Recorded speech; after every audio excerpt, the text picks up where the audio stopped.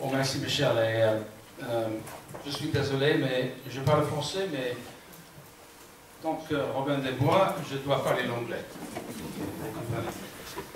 So I'm going to switch over to English. First of all, I'm going to just draw a picture of civilization as we know it, as they say in Star Trek. So just bear with me a second.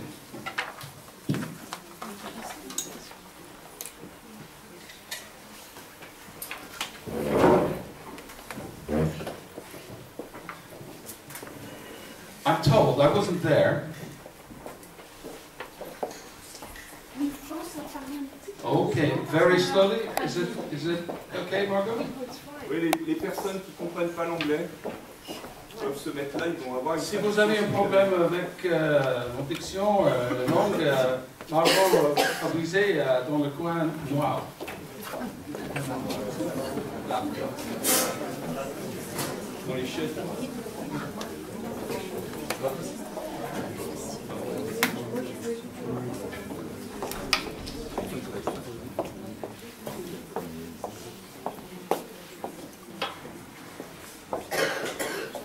So, what does civilization look like? Just before we start the discussion.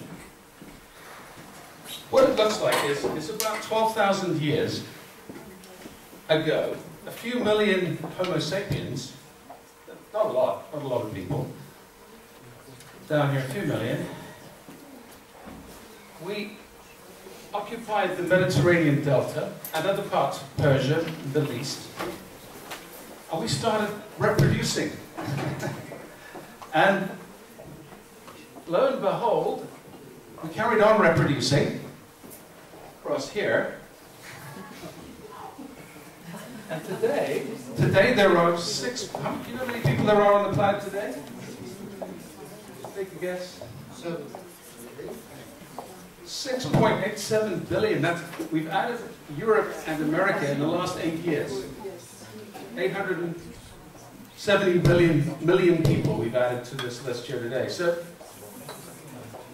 what I'm going to talk about is I'm going to talk about the evolution of civilization. And then I'm going to do what we call a fractal in chaos theory. Fractal. Okay, and a fractal is, I am a fractal and you are a fractal. So just remember that. You are a fractal. Alright? A fractal. And here's a little fractal that was born over here just 52 years ago. Okay? 52 years ago. And this is an interesting curve because actually what this curve looks like, it's like smooth, but in fact it's not a smooth curve. Can you see this? Sorry, over here. This curve over here is in fact made up of waves. It's made up of lots of waves. And each one of these S-curves, as we call it, is in fact the incipient moment of a new age begins. It grows and it decays. Now, where would you say we are on the curve of industrial civilization? Are we here? Are we here? Are we here? Can I have any volunteers? Industrial civilization. Anybody? Margaret. Are we here? Yes, so this is what you call the exit part of the wave. And you get something in the exit part of the wave called exit turbulence. So when $60 trillion worth of cash in the electronic system worldwide disappears over a few months, some people get upset and we have a crisis. That's okay, it's just exit turbulence, don't worry about it. As long as you've still got your money in a good bank, you'll be fine. But there's something else very interesting going on, which is right here, something new is being born. In fact, in this room, us fractals, who are a tiny little representation of the whole evolution of civilization, are in fact representative of what's been born. So it's a very exciting time to be alive. And so I'm going to share my fractal experience of 52 years and try to share with you this evolution of civilization. So if we could have the first slide, please. Okay, so let me just preface what I'm about to say, that nothing I'm about to say is the truth. Okay? It's not. It's just simply my perspective. Yeah? And not only that, it's my story. You each have a story, I have a story. I'm going to tell you my story. That's from my vantage point. Not surprisingly. So really, I would be very touched if anything I say today actually created a connection for you. Something that actually enabled you to have an insight that would make a difference.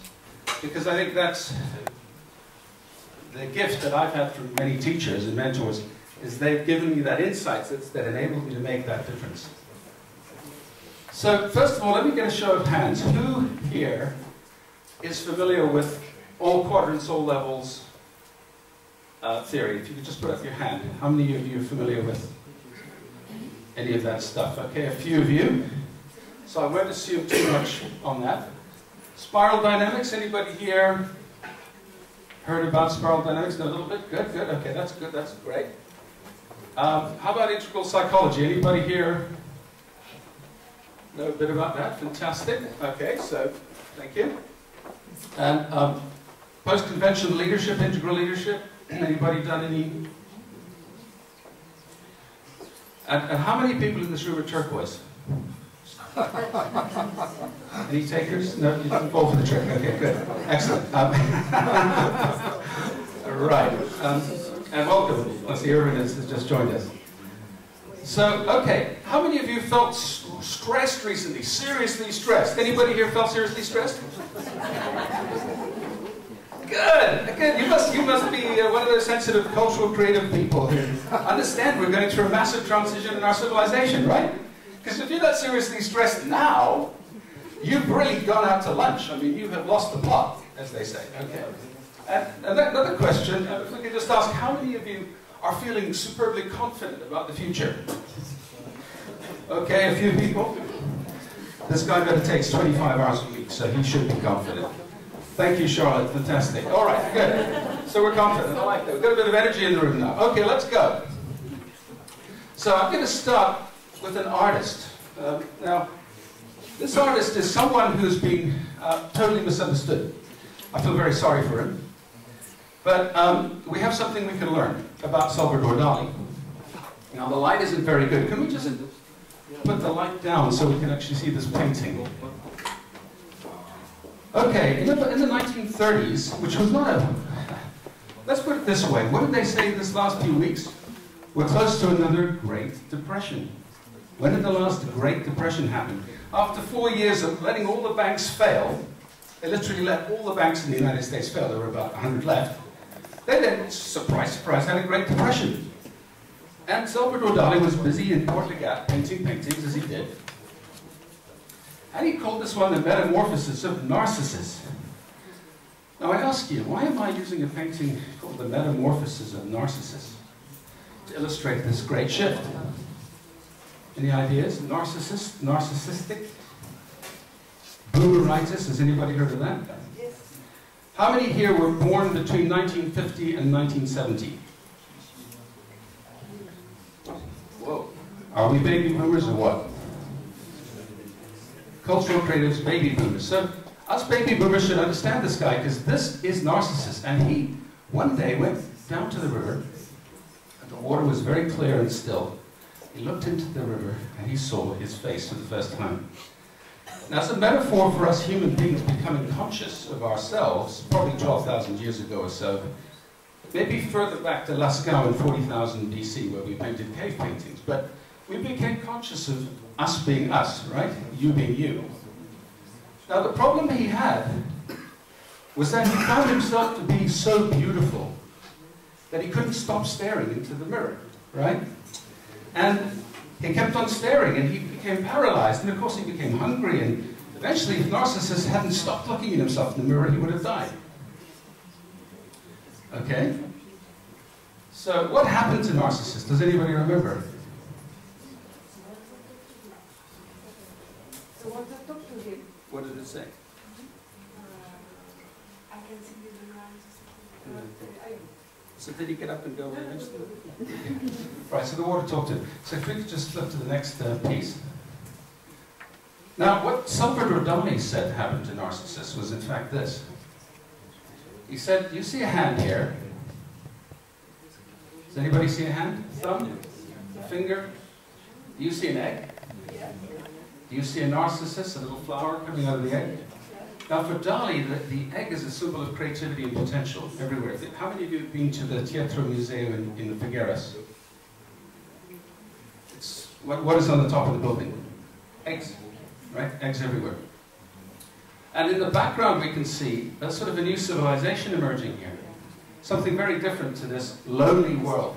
A world of perhaps individual genius, but loneliness, boomeritis, narcissism. A world where we all drive Mercedes and BMWs and fast sports utility vehicles and pollute the planet. A world perhaps where we're more collectively intelligent. So he was a prophet. Move on to the next, please. So I'm going to talk also today about a new renaissance. And I'm going to speed up a bit just because we know that we're going through a global shift. And if you don't know you're going through a global shift now, you never will, right? So I think we take that for granted. Now the important part of this shift is this is not a shift in the Catholic Church, right? It's not a top-down shift where the Pope said, let's change. This is a bottom-up shift. This is a shift where the shift literally is coming from millions, billions of individuals and small groups. The next one. Our problem is that the big power structures don't get it, right? I've spent 25 years transforming organizations, and I show them the S-curve, and I say to them, where do you think you are on the S-curve? And they say, oh, I think we're just before the top there, you know? They say, no, if you don't know where you are on the S-curve, you're already in exit turbulence. You're going down. As George Bush said a few weeks ago, this sucker is going to go down. It was a very top leadership type statement. When you compare that to Franklin Roosevelt, who said the only thing we have to fear is fear itself. But anyway, let's forget about George Bush's leadership skills. We don't have to talk about him much more. He's going, thank God. So that's a power structure that really is having trouble shifting, isn't it? I mean, you know, 8 years of this power structure in Washington. I think Barrett's going to do a great job, by the way. I've given my full support. Now, we have to do three things. We have to transform how our societies and corporations operate on a global scale. And so we can't go back to the Stone Age. Sorry, can you hear me? Hello? Yep. We have to move forward. We have to take what we have and move it forward into a new age.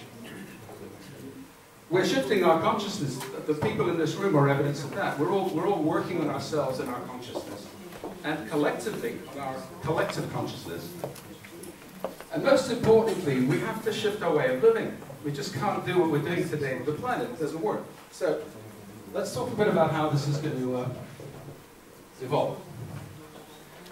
A friend of mine in South Africa, Steve Biko, who sadly is no longer with us, said, if you change the way people think, nothing will ever be the same. He was speaking in 1980s, late 70s. And what happened was, there's a thing called apartheid in South Africa, and everybody believed there was no way apartheid would ever end. You get into this conversation with people about why don't you think apartheid will ever end? They would say, well, because look, the Soviet Union is a police state. The Soviet Union will never end, right? 70 years. They've got all the weapons. Anybody takes them on, they're going to press the button and blow us all up. So there's no way apartheid can end. It's a police state. They've got all the weapons. Anything that happens will blow us up. Now, Steve Biko didn't believe that because he thought, if you change the way people think, nothing will be the same ever again. Now, was Steve Biko right? Yes. No, he was right. He died for his sins, but he was right. So he understood this social construction of reality. And I'm going to talk today about the power of lenses. Now, the integral approach is a series of lenses. It's a way of looking at the world. It's a way of being. And it's a way of constructing worldviews. We are in the process of constructing a new world right now. That's very exciting, isn't it? As I speak, as you listen, in our minds, in our hearts, we're doing this. Now, equally, it also demonstrates the power of perspectives in specific contexts. The right perspective in the right context is everything. If you have the wrong perspective, talk to John McCain about this. In the right context, it doesn't work, right? Nobody believes him anymore. And it's becoming more and more evident every day, thank God. So, here's the thing we're doing. We're accelerating the shift in our culture. We have a problem, you see, because if we weren't going to go into a tipping point in climate change in 98 months' time, and a 4-degree climate change scenario, maybe 60% of all species die in our biosphere. Normally, every time the biosphere has crashed before, up to 90 to 95% of species have died. So at 6 degrees, if your temperature goes up by 6 degrees Fahrenheit, or 2 or 3 degrees centigrade, what happens to you?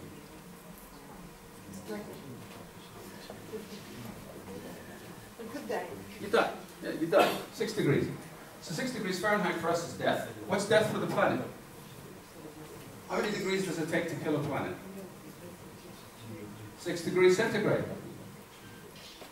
Just remember that, 6 degrees. When you watch your thermometer very carefully, and at about 5, you know, take the pills and put your head between your legs and kiss your ass goodbye, right? Okay.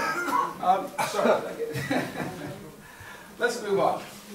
Now, the interesting thing is that what happens to us here is that as we construct this wonderful socially constructed reality called our culture, it in fact determines everything else. So this is the fascinating thing I love about consciousness, is that it's causal. If you have a thought, it's causal. If you think it, you can do it, right? That's what the leaders of the world, the revolutionaries, have demonstrated since time began.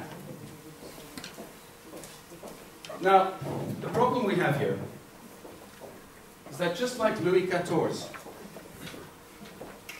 who had a hell of a lot of mirrors. I mean, this guy, boy, was he a narcissist. I mean, he... But what's the first thing each of us do when we go out in the morning? You know, when we go out of our apartment or our house in the morning, what do we do? What's the last thing we do before we leave, and the first thing before we go out? Come on, girls, what do we do? You wash, and after you wash and you put your clothes and makeup on, what else do you do? You look in the mirror, for goodness sake. Of course you do. Yeah, I'm looking good. Okay, so we're living in this wonderful world of narcissists. We're looking in this pool of our reflection, right? The television, the internet, our books, our art. You go into people's homes, you see their art. What do you see? You see who they are, yeah? You get in their car, what do you see? Who they think they are, right? Particularly where I come from down in Turkey, the little guys, they drive a big Mercedes. That's because they think they're, anyway.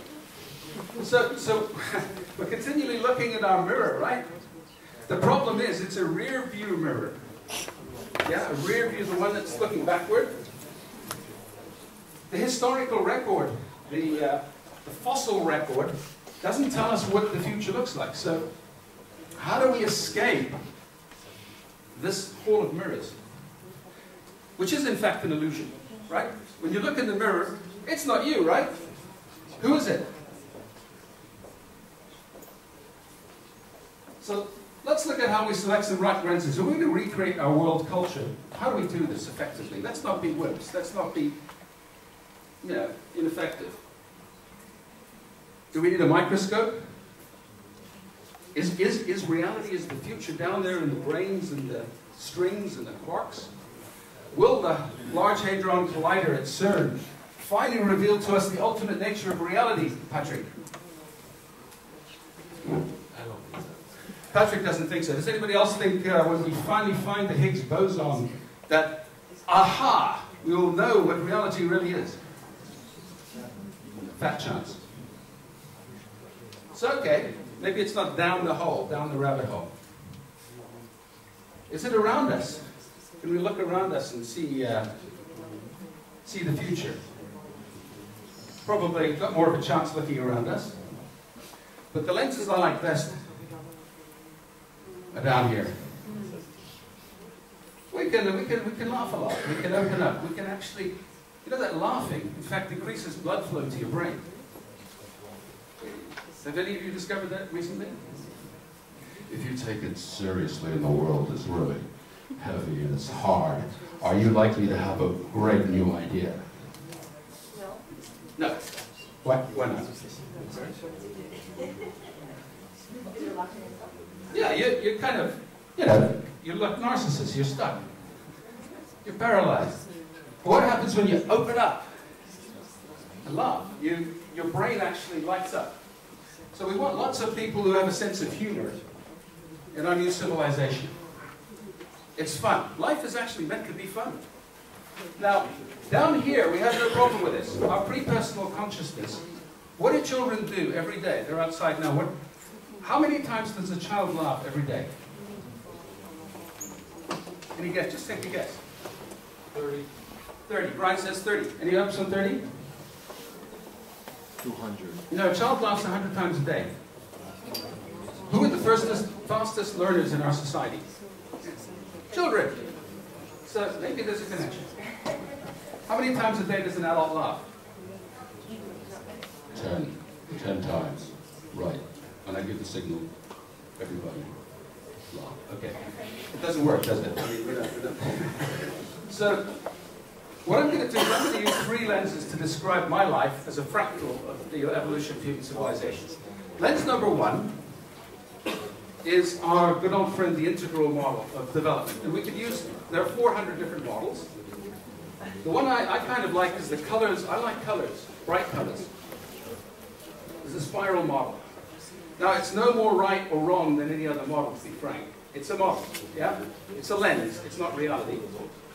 And we're going to discuss how we emerge from this reptilian brain deep inside our brainstem through our limbic system, where our emotions are created, and into our neocortex, and particularly our frontal cortex, which is the part of our brain where the future is created. We would not be here today, Paris would not be here today, nothing would be here today, if the frontal cortex was not engaged over the last 12,000 years of S-curves. Also, I'm going to use the integral 4-quadrant model. Now, this model is responsible for a lot of confusion, because again, people take it too seriously, right? They think somehow the truth is in, sorry, can you just go back? The truth is in there somehow, you know, deep down in there. In fact, the truth isn't in there, it's here.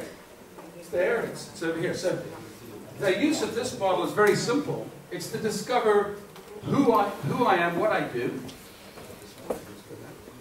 why I do what I do, who we are and what we do and why we do it, okay? And we'll talk a bit about that in a bit more detail. All right, we can move on to the next page.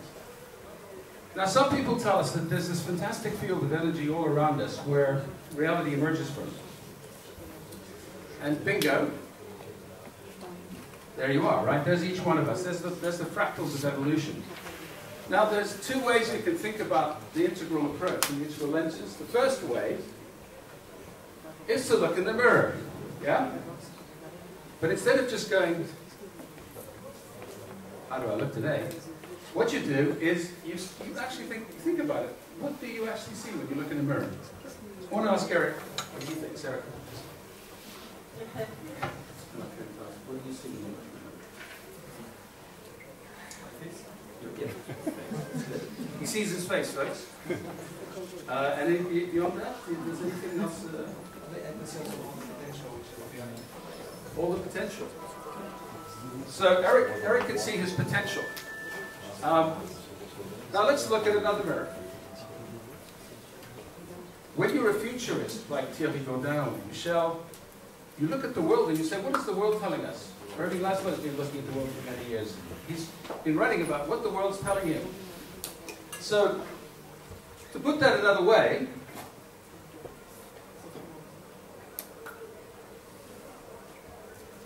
what we're talking about here is how you can be the creative force in your own life. How you can actually make the shift, and sorry about these words down here, in your life, because you are the fractal of the integral. Equally, as you do that, you're engaging in the evolution of civilization. So, let me start with my story. You know, just like every other Homo sapiens, I looked like this about 52 years ago. That was me. That was you, that was everybody else. And I grew up here in Africa. Now, I grew up in a town where there was a famous man called Mahatma Gandhi. He was a lawyer in Durban, South Africa. And he got a bit fed up with the British because they said he was a non-white, so he had to stay in this railway carriage and the white people could go in that railway carriage. And he said, no, so I'm going the white person's railway carriage. So they arrested him. So he said, so screw you, British. I'm going to go on a bit of a hunger strike, get my friends to have a bit of a march, and they did. And he developed this into something called satyagraha, which was peaceful, non-violent resistance, which in fact changed the world, didn't it? Because after Gandhi, there was another man called Mandela, who lived not very far from my ancestors down here, down in the Eastern Cape. And he said, let's take Gandhi's method, and let's get rid of apartheid. It took him about 40 years, but it worked, right? The first peaceful transition of power, apart from the Soviet Union, which just fell apart, in history of a totalitarian state. So we came out of Africa as a species, and we came out as hunter-gatherers. We know this very well. We relied on our instincts to stay alive. That's what small children do. So we have pre-personal consciousness at the base of everything, our body. Now our body is very important because without it, we don't show up. So we often think higher consciousness, that's the answer. I want to be a turquoise person.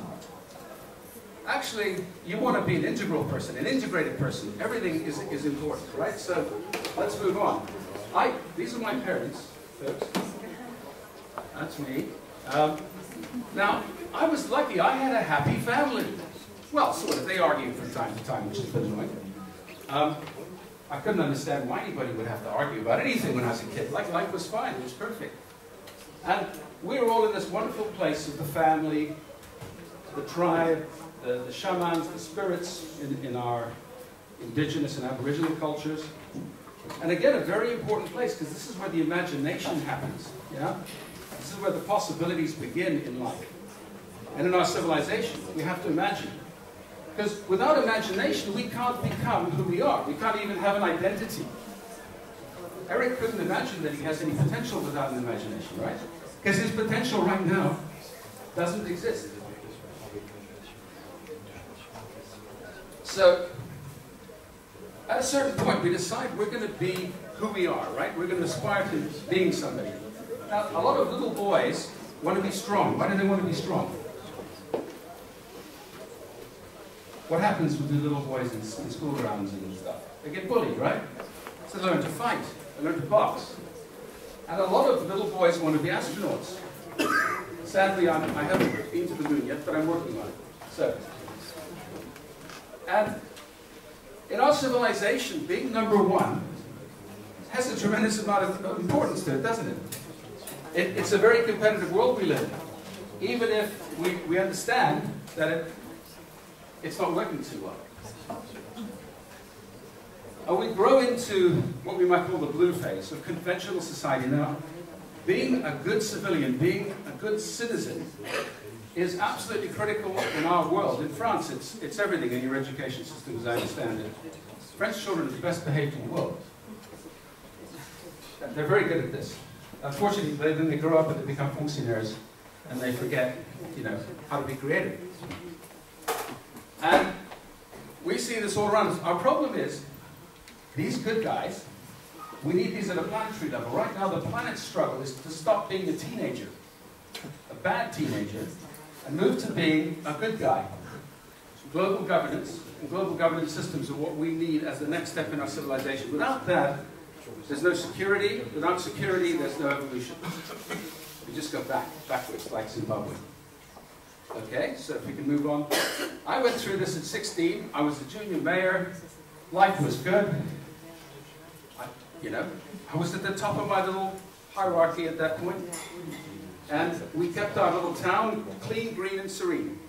Back in 1974, 73, we were environmentalists already, fighting for the environment. But the problem was, out there in the big bad world of adults, were all these corporations, right? What were the corporations doing for the last 50 years? Anybody? What would they be doing to our environment? Destroying it?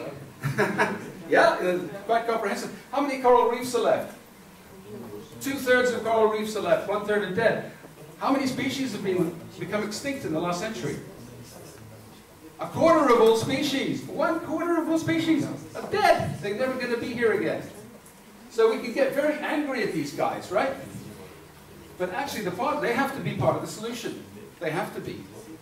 So that's been one of my goals in my life. And in the future, this is not enough, right? Profit and value right now are just not enough. Wall Street and the cap, whatever it is, that's just not enough, right? We've got to move beyond this. Let's move on beyond this. And I confess, I worked for big corporations. Mea culpa, I'm sorry about that. But I try to make the world a lighter place, because I was in information technology. So we were all changing the world to make it a zero-gravity economy. Let's move on. But I could never get rid of these guys. Back in the 60s and the 70s, the cultural creatives, thank you. The cultural creatives, we were saying peace. You know, make love, not war. We were doing a lot of things back in the 60s. I was still very young. But I sang, imagine there's no heaven. Imagine, you know, it's easy if you try. Because I could see that this religion thing was a pretty deadly force. I could also see the big corporation was a big force. These guys wrote some fantastic music. The problem was we didn't get into power until very recently. Yeah, Bill Clinton and his saxophone showed up at the White House in when? 1994? 1994, the first US president was a cultural creator, Bill Clinton. So it took us a while to get there. Back in South Africa, we were bringing down apartheid. It took a while to get there too. The Berlin Wall fell in 1989. Mandela was released at the end of '89, the beginning of 1990. Okay, so, but we come back to it. We're living in this beautiful world. I've spent my life up in the atmosphere, in the oceans. I'm getting 15 minutes here. 5 minutes here. 5 minutes, okay. The dolphins are struggling. We just keep on going, please. And of course, the rainforests. This was taken back in 1992, and that tree is probably gone. That's in Borneo. The rainforests are going. I mean, they're going to be burning very soon. We all know this stuff, right? So we've developed our values, people and planet. That's what matters most. We're probably in this room mainly center of gravity green, right? We want harmony, peace, love, and we don't want just profit and warfare, which is where we've been to. Now this is nice. We've got business getting involved. We've had a couple of decades of NGOs, but is it enough? Have we actually saved the planet? Does anybody think we've saved the planet yet? No, I can't see anybody in this room thinks. So we have a lot of work to do. Is that what we're saying? Okay, let's do it. Now, I'm just going to run through this very quickly because we're running out of time. But my journey is probably no different from the journey of many of you in this room. I've tried everything to get this world to change. Really, I have. I've tried science, yeah? I've tried business, transformation. I've tried philosophy. I've tried writing books. I've tried... keep on going. I've tried working with experts like Don Beck and Steve McIntosh and Ken Wilber, and we've created integral movements. I've built places where we can run seminars. And I sit there in this beautiful place where we founded Renaissance too. And I sit there and I think, what the hell am I doing? Yeah? You know, it's just amazing. Because if we don't get very fast into the minds of the people that need to change now, they're not going to do it. Because what will happen? What will the crisis create? What always happens in a crisis? There's one emotion. Fear. Fear. What's going around the world right now? Fear. What happens with fear? Do we open up? Do we have new innovative thoughts? No. We close down.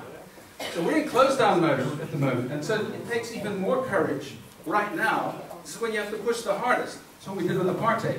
When everybody was scared that the whole country would collapse in civil war, we had to fight even harder. We can just run through this very quickly. Now what we're going to do is we're going to recognize that we think we have the answer. The problem is that actually 90% of the planet doesn't get what we're talking about. So the first skill you have to develop is to actually communicate and think integrally. In other words, deal with people where they're at, in the message and the language they understand, not in the way you think you'd like everything to be, which is a big problem we have with green and people who are emerging into second tier. So even if we're here, even if we have 100 million people in transpersonal consciousness, this is not going to solve the problem. Honestly, it isn't going to solve the problem. So the people up here have to engage the people down here and everybody else in this change project. That's absolutely job number one. Okay? Let's move on a bit. And to do that, we have to reduce these things to simplicity. The last thing we need is more complexity in a crisis. So, first thing we have to do. We know what we do. How many of us in this room know why we do what we do? How many of us are able to instantly examine our motives, or the motives of anyone else we're engaged with, to understand the why? Because if you don't understand the why, your efforts at change will simply fail. Okay? Simple as that. Now at another level, the second Renaissance, we can talk a lot about innovation and wind power and solar energy and thin film, blah, blah, blah. But at the end of the day, we also have to understand collectively why we need to make the shift. Now, right now, we only have one man on this planet as a leader, called Barack Obama, who actually gets this bit. He can explain to you why we're in the mess, and he can also talk to people in their own language about what we need to do. And guess what? They get it. We're not there, it's not perfect, right? He might not be alive 2 months from now. Please, make sure he doesn't get shot, but let's move on. Now, a very wise man once said, in 1980, Dr. Claire Graves, the present moment finds our society attempting to negotiate the most difficult, but at the same time the most exciting transition the human race has faced today. It's not merely a transition to a new level of existence, but the start of a new movement in the symphony of human history. A new symphony, that's what we're creating. Which is a very beautiful way of thinking about it. Now, most of you are familiar with integral thinking, so I'm not going to spend too much time on this. But the number one thing we've got to be able to do here is that understand the systemic effects of what we're doing. That's what this all says. Do you understand the consequences of what you're doing systemically? Can you live your life according to, honestly, to be able to say every day, I'm on purpose. I know what my purpose is. Do you know what your purpose is? And I know what my principles are. And I'm going to use my principles to navigate the complexity and the chaos. And I'm not going to deviate from my principles. Did Gandhi deviate from his principles? Never. Did Mandela deviate from his principles? No. Once. He blew up a power. He used violence once. He got him in jail. And he said never again. Okay? So, we have a challenge. We have this beautiful planet. We have all these cities, 6.87 billion people. We're at this turbulent stage. And my challenge to you is, at this point, for most people, it seems like the end of the world. This is classic, yeah? But it's not the end of the world, it's just the end of the world as you know it. Or as we know it. That may not be a bad thing. So, final point. We've created an organization called Renaissance 2. What is Renaissance 2? Renaissance 2 is for activists. If you want to be à la barricade, that's for you, right? If you want to sit in the mountains and meditate, that's great. But unless you want to come down from the mountains and go in the city and à la barricade, don't bother signing up, because that's what we're doing. It's a global network of networks. I'm here today in Paris, and Brian and I are going to London tomorrow. Then Ellen and I are flying to New York at the end of the month. We're going to San Francisco. We have a lot of people at very high level who want to make this global network work. It's a fractal network. We're working at many levels. Thank you. it's very highly structured around breakthrough and insights into breakthroughs. Because what we need now is breakthrough, not more of the same, not even slow evolution. We need radical innovation. So I'm going to invite you to join the revolution. What better place to start another revolution than Paris? Thank you.